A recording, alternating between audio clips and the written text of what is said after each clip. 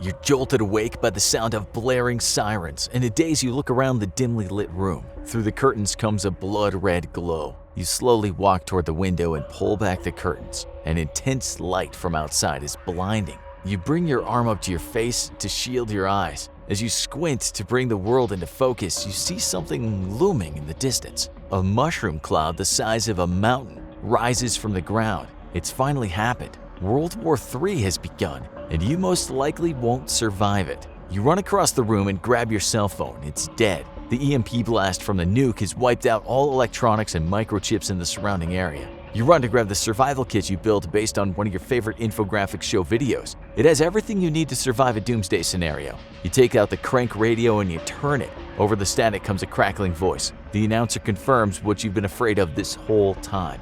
The voice on the radio, it fades in and out. You can only make out pieces of the announcement, but it's clear what's happening. The world has broken out into all-out war. This is nothing like past world wars with soldiers, tanks, and planes. No, this war is all about nukes, cyber hackers, and space. The voice on the radio relays which cities have been hit. It started with Washington, D.C., then Hong Kong. Retaliation from the Chinese took out Los Angeles, then the nukes were launched at Moscow. The Middle East in its plumes of fiery oil and gas. Mainland Europe is at war with Britain. Almost every major city in the world has been hit. Billions of lives have been lost instantly. But what about you and the others who were lucky enough to survive the initial blasts? Could you survive World War III? Probably not, but let's see what might be in store for you.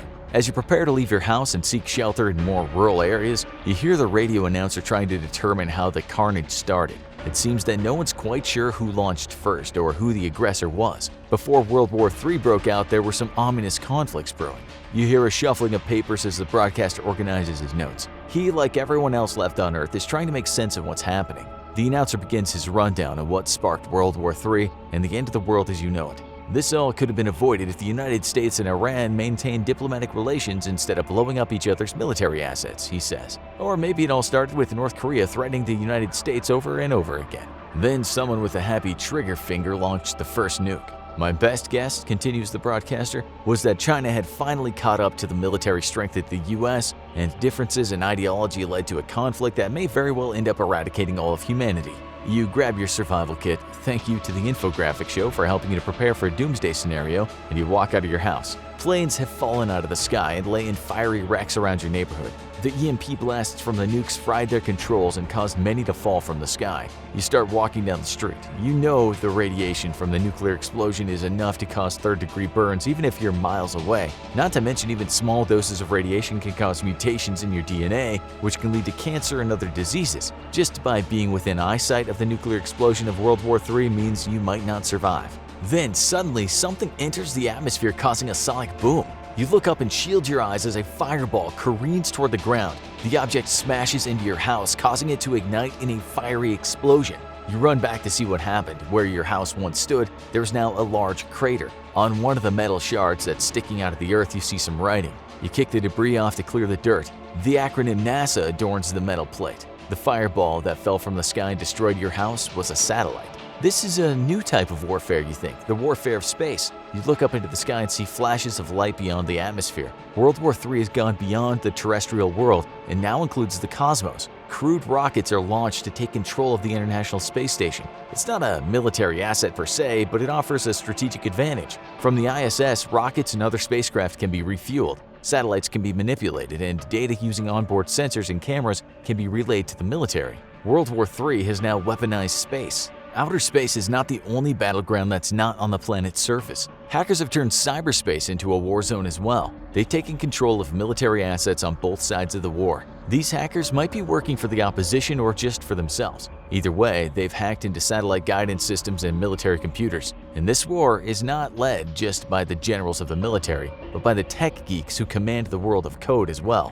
World War III is a physical war and a cyber war. Since your coding skills are not up to par, you figure it's best to get away from populated areas and the technology that's associated with them. You never know when a hacker will take over one of the military's autonomous robots or drones and send it after you.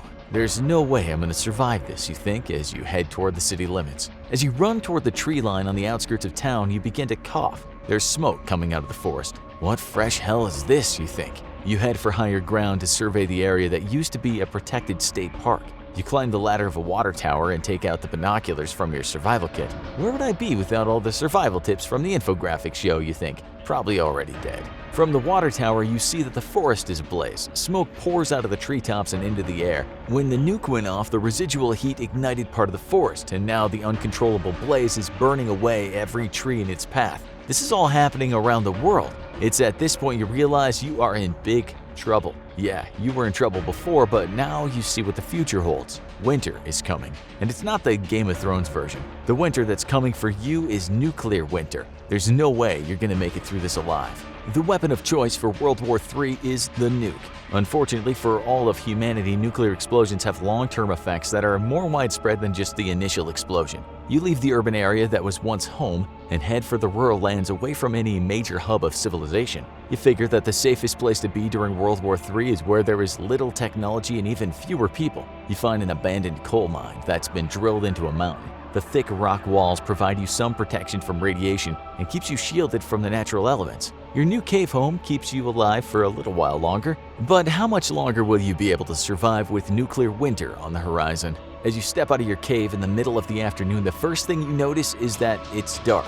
The smoke, soot, and debris that's been flung up into the atmosphere by the nuclear explosions is suspended in the air. The superheated air around where the bombs went off forced particles from the surface to rise. The debris in the atmosphere has blocked out the sun. Earth's temperature has begun to cool. You're in the early stages of nuclear winter. In the days that follow the beginning of World War III, soot and smoke from the smoldering remains of cities enters the atmosphere. The nuclear blasts melt everything from plastics to metal and release harmful chemicals into the air. This not only began blocking out the sun, but vast amounts of carcinogens and other chemicals are swept across the planet by wind. No one's safe from the nuclear fallout. Next came the firestorms. The cities where nuclear devices exploded are on fire. The surrounding towns are on fire, the forests are on fire. These fires never get a chance to burn out before the wind sweeps them across the planet. In the United States, the fires in Los Angeles, San Francisco, and Seattle are swept across the Great Plains, causing the entire Midwest to burn. In Russia, even with its freezing temperatures, the forests are ablaze. Anything that could catch fire did catch fire. No one's safe from the flames of the nuclear holocaust. And with those flames, smoke and dust rise into the atmosphere, ensuring that sunlight won't shine on Earth for weeks. And after weeks of no sunlight, it starts to snow. It isn't white snow like you played in as a child, but black snow. What falls from the sky is all the soot and debris from the fires that are burning the planet. The charred black snow covers the ground. At least the sun's back, you think? Unfortunately, it's too late. The lack of sunlight has caused the Earth's temperature to drop and nuclear winter to begin. You lived through nuclear bombs exploding, you lived through fires engulfing the planet, you lived through black snow falling from the sky, but now that nuclear winter has started, you most certainly won't live to see the return of summer. The days go by and World War III is slowed down, not because there's a clear victor, but because everyone is a loser. The human species has lost. You are one of the few remaining individuals of a now endangered species. After the black snow begins to fall, the temperature declines by 30 degrees Fahrenheit. Killer frosts and sub-freezing temperatures wipe out much of the remaining plant and animal life on Earth. You struggle to find anything to eat and unpolluted water to drink. You subsist entirely off of old army rations you found at an abandoned military base. Even in the extremely cold temperature, your body burns from the inside. There's no escaping the radiation that was ejected into the air from the hundreds of nuclear explosions. Like you, plants and animals around the world are suffering from burns and harmful mutations caused by the radiation. Evolution cannot keep up with the rapidly cooling planet and changing environments.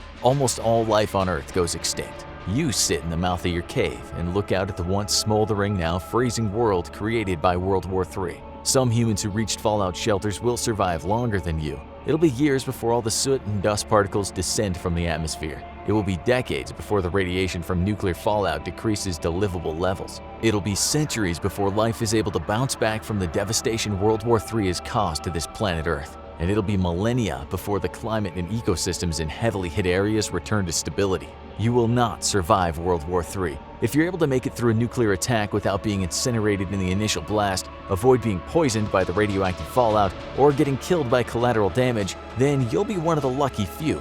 But like most life on the planet, you'll not be able to survive the nuclear winter that follows World War III. There will be no winners in this type of war. On a positive note, life on Earth will eventually bounce back. Humans are currently messing up the planet in many ways, and someday we might be our own demise. But planet Earth will carry on. Thousands of years after the end of World War III, when nuclear winter has subsided and the climate patterns become stable under new norms, life will evolve to thrive in a post-human, post-World War III world. Who knows what life will be capable of after World War III eliminates all humans on the planet? It's too bad you won't be around to see it.